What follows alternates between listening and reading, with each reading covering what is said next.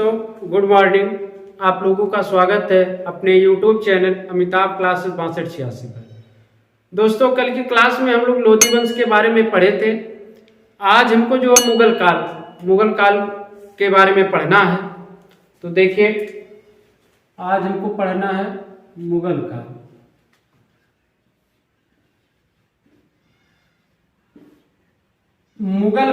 मुगल काल में देखिए, जो पहला शासक होता है वो बाबर होता है। बाबर इब्राहिम लोदी को मारने के बाद जो भारत में, अब जैसे बाबर है तो फरगाना का था, फरगाना से जब आया यहाँ, तो जो इसका शासनकाल होता है बाबर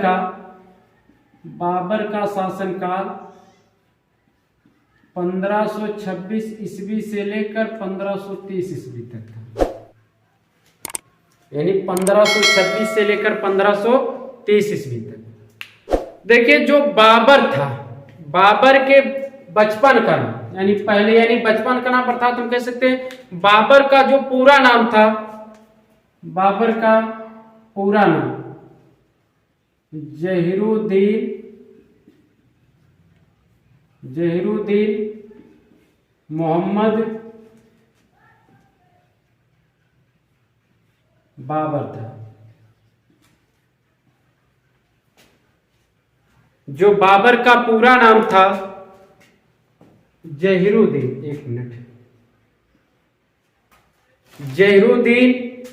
मोहम्मद बाबर था। देखिए, जो बाबर का अर्थ होता है तुर्की भाषा में, यानी अगर तुर्की भाषा में देखा जाए, तुर्की भाषा में जो है बाबर का अर्थ होता है बाघ। यानी तुर्की भाषा में अगर बाबर का अर्थ देखा जाए तो उसका अर्थ होता है बाघ। तो आप समझ सकते हैं कि बाघ अगर नाम से देखा जाए, नाम के अनुसार इसका जो ये प्रतिभावान रहा होगा, यानी प्रतिभाशाली रहा होगा। तो जब इसका नाम बाबर था और इसका पूरा नाम था जहीरुद्दीन मोहम्मद बाबर, जो तुर्की भाषा में बाबर का जो अर्थ होता है बाघ। देखिए, इसका जन्म जो हुआ था, इसका जन्म 14 फरवरी 1483 ईस्वी में फरगाना में हुआ था, फरगाना राज्य में। जो बाबर का जन्म हुआ था 14 फरवरी 1483 ईस्वी में फरगाना में हुआ था, यानी ये अफगान का क्षेत्र है, यहाँ हुआ था। जो इसके पिता का नाम था उमर शेख मिर्जा, यानी पिता का नाम था उमर शेख मिर्जा।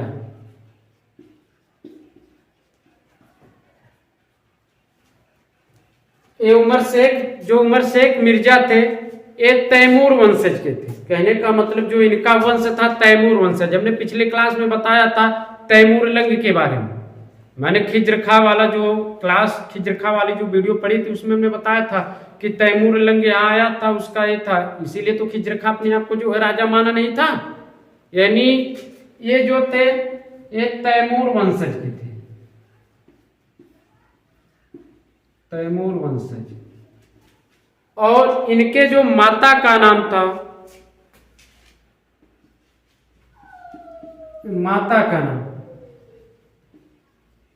कुतुब निगार खां, ये थी मंगोल वंशज की,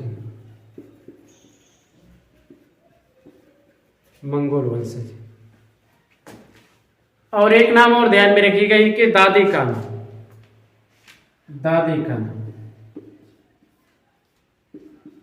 एहसान दौलत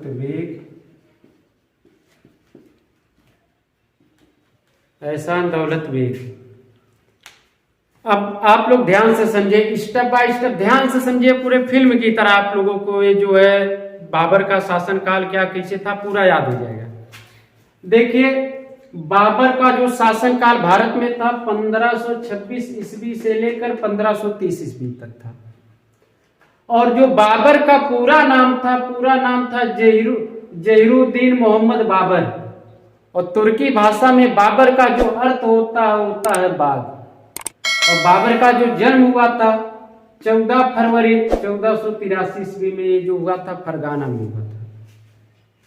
और पिता का नाम था उमर शेख मिर्जा जो तैमूर वंशज के थे, यानी जो इनके पिता थे वो तैमूर वंशज के थे। और जो माता थी कुतलुब निगार खान ये मंगोल। अब देखिए दोनों वंशजों में एक एक नाम आप लोग मशहूर प्रसिद्ध नाम सुनेंगे। तैमूर वंशज में एक जो योग्य शासक था तैमूर लंग, हमने बताया था उसके डर के नाते जो खिज रखा था अपने आप को राजा माना ही नहीं था, अपने आप को राजा माना ही नहीं था। और ये जो मंगोल में एक नाम आता है चंगेज खान, यानी चंगेज खान, वो उसके बारे में आप लोग जानते होंगे कि वो इतना प्रतापी था कि उसके शासनकाल में जिस सैनिक के, यानी उसके सैनिक जो रहते थे उन सैनिकों के अगर भाला में, जिसके भाला में ज्यादा मूड़ी टंगी हुई होती थी उसे वो पुरस्कृत करता था। समझ लीजिए कितना खतरनाक था। कहने का मतलब जो इसके पिता थे वो भी खतरनाक वंश से थे और इसके जो माता थे भी खतरनाक, दोनों खतर। अर्थात जो बाबर था इसके रक्त में, यानी इसके माता पक्ष से और इसके जो पिता पक्ष से, दोनों तरफ से एक समझ लीजिए क्या खतरनाक, यानी खतरनाक रक्त का मिश्रण था, यानी दोनों तरफ से ना। जैसे देखिए यानी किसी जो संतान की जब उत्पत्ति होती है तो उसमें 50% गुण माता का होता, 50% गुण उसके पिता का होता। उस 50% में जैसे थोड़ा इसके बारे में समझा दे रहे हैं। देखिए जो कोई यानी किसी के जो है पुत्र या पुत्री जो भी जन्म लेते, इस 100% में जो होता है 50% गुण पिता का होता है और 50% गुण होता है माता का। अब इस 50% में जो 25% गुण होता है दादा और दादी का होता है। कहने का मतलब जितना हम पीढ़ी दर पीछे जाएंगे उतना क्या ये गुण की मात्रा कम होती जाती है। इस 50% में 25% दादा के गुण पाए जाते हैं, 25% दादी के। और ये माता कैटेगरी वाले में 25% गुण नाना के, 25% गुण क्या है नानी के पाए जाते हैं। अब देखिए जो बाबर था, जो बाबर के पिता थे तैमूर वंशज के थे। जो तैमूर वंश जो था एक प्रसिद्ध, यानी उसमें जो तैमूर लंग था एक खतरनाक था, यानी मारपीट से ही उसका शासन गुजरा था। यानी जब तक वो था पूरा एरिया भर कब्जा किया था और एरिया भर शासक माने एरिया भर अच्छे से शासन किया था। यानी किसी में हिम्मत नहीं थी कि उस समय जो है उसके साम्राज्य में बिखराव कर सके और खुद अपने आप को राजा घोषित कर सके। और जो मंगोल का था, यानी जो इसकी माता है, यानी जो इसका ननिहाल था अर्थात हम कह सकते बाबर वाला, चंगेज खान वाला तो खैर उसका प्रकोप भारत में था नहीं तो यहाँ भी आके वो अर्थात जो बाबर था इसके रक्त में जो इसके पिता के वंशज का भी खतरनाक रक्त का मिश्रण था और इसके ननिहाल से भी। अर्थात बाबर का समझ लीजिए जो यहाँ ननिहाल वाला और एरिया और इसके घर वाला एरिया दोनों ही खतरनाक वंशज थे। तो हमने बता दिया कि 50-50 जो प्रतिशत गुण माता और पिता के दोनों के पाए जाते थे। तो इसका जो शासनकाल मार धाड़ में ही जो है देखिए एक ऐसी स्थिति आती है जो बाबर को 11 साल की उम्र में ही गद्दी पर बैठना पड़ता है। यानी ये 11 साल की उम्र पर ही गद्दी पर बैठा था। कहने का मतलब जो इसकी दादी थी एहसान दौलत बेग, इनकी मदद से, इनकी सहायता से जो बाबर 11 वर्ष की उम्र में, यानी 11 वर्ष की उम्र में जो है गद्दी पर बैठा था। गद्दी पर बैठने के बाद देखिए जो इसमें जो मिर्जा, यहाँ देखिए पिता के नाम के पीछे मिर्जा लगा है ना, जो मिर्जा उपाधि थी इसकी खानदानी उपाधि थी। कहने का मतलब जब ये गद्दी पर बैठा तो उसके बाद ये मिर्जा उपाधि धारण किया था। तो मिर्जा उपाधि ये धारण किया था बाबर 11 साल की उम्र में ही समझ लीजिए राजा बना, यानी गद्दी पर बैठा। तो जब इसके ऊपर तमाम जिम्मेदारियां बढ़ती गई, यानी 11 साल की उम्र में, यानी 1494 ईस्वी में, यानी 1494 ईस्वी में ये फरगाना का शासक है। और इसका जन्म कब हुआ था? इसका जन्म देखिए 1483 यानी 14 फरवरी 1483, 1494, 83 1093 की, यानी कहने का मतलब 11 साल की उम्र में ही गद्दी पर बैठा, यानी क्लास 5 में। समझ लीजिए जो आज का बच्चा है अगर 5 में पढ़ रहा है, अगर 5 पढ़ रहा है, उसे राजा बना दिया जाए यानी कुछ एरिया संभालने के लिए, तो क्या वो संभाल पाएगा अच्छे ढंग से? नहीं। लेकिन इसके ऊपर जिम्मेदारियां थी और इसका जो रक्त था, माने रक्त का कहने का मतलब जो इसके पिता वाला वंशज था, जो इसके ननिहाल वाला वंशज था, ये दोनों प्रसिद्ध शासक थे, तो उसका कुछ ना कुछ अनुवांशिक लक्षण था इसके अंदर, यानी जो इसके रक्त का मिश्रण था, ये माता की तरफ से भी था, पिता की भी तरफ से।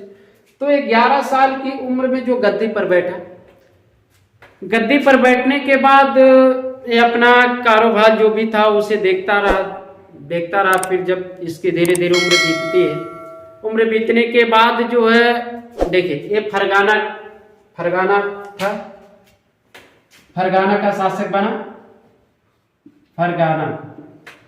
फरगाना का शासक बना आगे चल के, माने 1494 ईस्वी में फरगाना का शासक बना।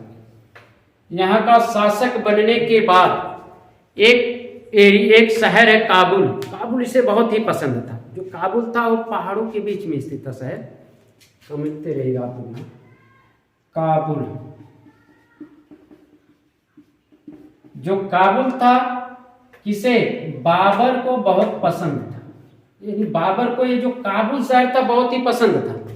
तो बाबर की चाह थी कि हम काबुल को पालें, ठीक है, काबुल को पालें। लेकिन काबुल को पाने से पहले यह आक्रमण करता है, माने 1494 ईस्वी में ये फरगाना का शासक बनता है। 94 ईस्वी के बाद ये 1501 ईस्वी में, 1501 ईस्वी में जो है समझ लीजिए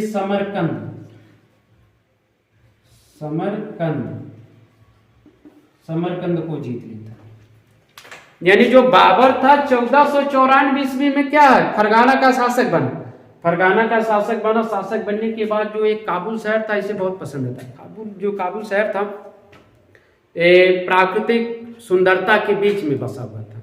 प्राकृतिक सुंदरता का मतलब जो है साइडों में पहाड़ी क्षेत्र था, बीच में था, इसे बहुत पसंद था। इसकी चाह थी कि हम इसे प्राप्त कर लें। लेकिन यहाँ काबुल पर जाने से पहले फरगाना से कहाँ आक्रमण किया? समरकंद पर जो आक्रमण किया और इसे ये क्या किया? जीता। और 1501 ईस्वी में इस पे आक्रमण किया था समरकंद पे। अब देखिए जब समरकंद पे आक्रमण किया तो फिर इसे सूचना मिली कि जो है फरगाना में क्या हो गया है? विद्रोह हो गया। तो ये विद्रोह को शांत करने के लिए पुनः समरकंद से कहाँ पहुंचता है? फरगाना। जब फरगाना पहुंचता, फरगाना पहुंचने के बाद वहां का विद्रोह शांत कराता, उसके बाद फिर यहाँ सूचना मिलती है कि यहाँ जो है समरकंद पे विद्रोह हो गया। जब समरकंद पर विद्रोह हो गया तो अब देखिए इस समरकंद पर जो 8 माह तक यहाँ पर था, यानी 8 माह तक यहाँ पर शासन किया था। तो अब यहाँ जब विद्रोह हुआ तब फरगाना में था, जब फरगाना में विद्रोह हुआ तो समरकंद में था। यानी इससे क्या, उस साम्राज्य को देखने के लिए क्या एक सेनापति को रहना जरूरी है। अगर सेनापति नहीं होते तो वहां के लोग अपने आप को स्वतंत्र साबित कर लेते हैं। तो इस तरह जो बाबर था ना तो ये समरकंद का हुआ, ना तो क्या हुआ? फरगाना। यानी इसके हाथ से समरकंद भी निकल गया, फरगाना भी निकल गया। और कुछ समय तक ये काबुल पे था, यानी काबुल था और काबुल भी इसके हाथ से निकल गया। कहने का मतलब देखिए इस शासक बना था 94 में फरगाना, 94 के बाद 1501 ईस्वी में समरकंद को जीता तो विद्रोह हुआ फरगाना।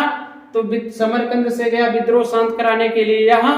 जब तक यहाँ शांत कराता, यहाँ का देख रेख हर चीज व्यवस्थित करता, तब तक फिर से जो है विद्रोह हो गया समरकंद। जब समरकंद पर आता है तो इसका आने जाने में कहने का मतलब ये लोग अपने आप से मुक्त हो गए। और इसे जो काबुल था, काबुल तक में भी कुछ एरिया तक रहा। उसके बाद ये क्या किया? यहाँ से भी मुक्त। कहने का मतलब ना तो इसे फरगाना, ना तो समरकंद, ना तो काबुल। अब देखिए अब क्या होता। अब ये राजा था जो छोटे मोटे जो इसके पास सैनिक के समूह बचे थे, उसे लेकर ऐसे घूम कर टहलता था, यानी छोटे मोटे युद्ध कर लिया करता था, कहीं से कुछ लूटपाट करके अपना जो है जीवन व्यतीत कर रहा था। अब देखिए आगे।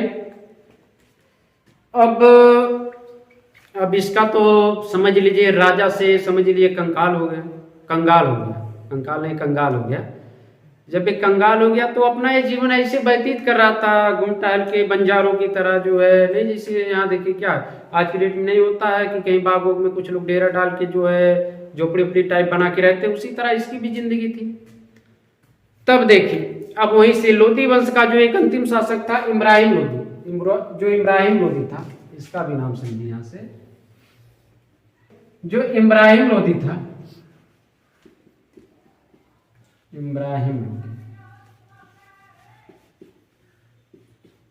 ये लोधी वंश का शासक था।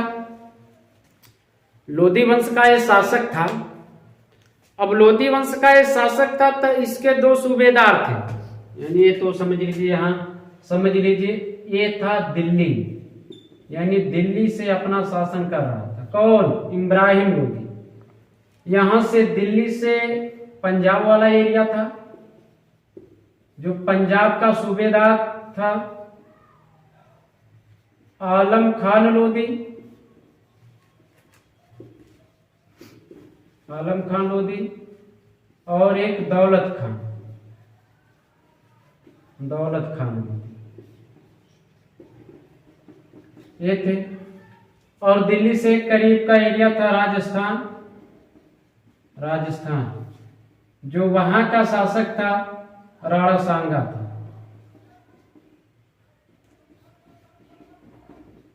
राणा सांगा, देखिए राणा सांगा था। अब यहाँ का इधर का मैटर तो आ ही गया। इधर देखिए इब्राहिम लोधी था, ये दिल्ली से अपना शासनकाल संभाल रहा था, दिल्ली सल्तनत में आता ही है लोधी वंश। देखिए पंजाब का जो इब्राहिम लोधी था सूबेदार नियुक्त किया था आलम खान लोधी को, और दौलत खान लोधी को, ये उसके चाचा भतीजा थे। और उसके पड़ोसी जो राजस्थान का राजा था, शासक था, राणा सांगा था। राणा सांगा से हमने बता दिया पिछली क्लास में, एक बार जो है इन दोनों के बीच में युद्ध होता है, जिसमें क्या होता है, पराजित हो जाता है इब्राहिम लोधी। इब्राहिम लोधी पराजित होता है, बहुत ज्यादा धन नहीं लूट पाता है। अब देखिए इब्राहिम लोधी से नफरत करता था आलम खान लोधी, दौलत खान लोधी, और उसका पड़ोसी राणा सांगा। ये सब क्या है, इन सबको सूचना मिली, एक बाबर है वो जो है लड़ाई करता है, मार झगड़ा करता है, लूटता, धन लूट के लेके चला जाता। अब इन सब के दिमाग में बैठने लगा, क्यों ना हम बाबर को बुलाए।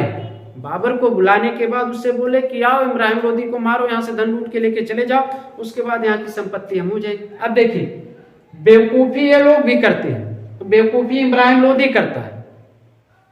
इब्राहिम लोधी बहुत ज्यादा बेवकूफ नहीं कहा जाएगा, क्योंकि ये तो अपने सगे संबंधित के ऊपर विश्वास करके सूबेदार नियुक्त किया था, इसे इसके बारे में जानकारी थी नहीं। और इन सबको क्या बेवकूफी कहा जाएगा, आगे देखिए अब क्या होता है। जो राणा सांगा होता आलम खान, दौलत खान लोधी, और राणा सांगा का एक मित्र होता है मेदिनी राय, अभी आगे उसका भी हम वर्णन करेंगे। ये सब क्या करते हैं, बाबर को आमंत्रित करते हैं कि बाबर आओ हमारे यहाँ आओ। तो बाबर पूछता रहे वहाँ आएंगे हमको धन संपत्ति मिलेगा कि नहीं, जैसे आज की डेट में नहीं है, लोग क्या पैसे देते हैं ना, क्या देखिए फिल्मों में दिखाता है, इतने पैसे लीजिए उसे मरवा दीजिए, ये चलता है ना। तो ये लोग भी बोले आओ हमारे यहाँ आओ, धन संपत्ति लूट कर लेके जाओ। लेकिन इन बेवकूफों को ये नहीं पता था, इनको पता कर लेना चाहिए था कि उसके रहने वहने का कोई ठिकाना है कि नहीं ठिकाना। माने जो बाबर था अब तो कहीं का नहीं बचा था, तो इन लोगों को ये उम्मीद थी आएगा धन लेके चला जाएगा। लास्ट में इसका उल्टा होता है, यहाँ उसे दिल्ली पसंद आ जाते हैं और दिल्ली से जाना ही नहीं चाहता। तो वीडियो बहुत काफी लंबी हो जाएगी, इसलिए हम चाह रहे हैं कि ये वीडियो यहीं पर जो स्थगित कर दें। कल के क्लास में यहाँ से हम बताएंगे कि भारत में बाबर कैसे आया और यहाँ पर कैसे कैसे जो है उसके पास कुछ ना रहते हुए भी यहाँ का राजा बना, और लंबे समय तक इनका वंश जो शासन किया था, हुमायूं, अकबर, यही सब आएंगे। तो कल की क्लास में हम यहाँ से आगे बताएंगे। दोस्तों अगर वीडियो अच्छा लगे तो लाइक शेयर सब्सक्राइब जरूर करिए। धन्यवाद।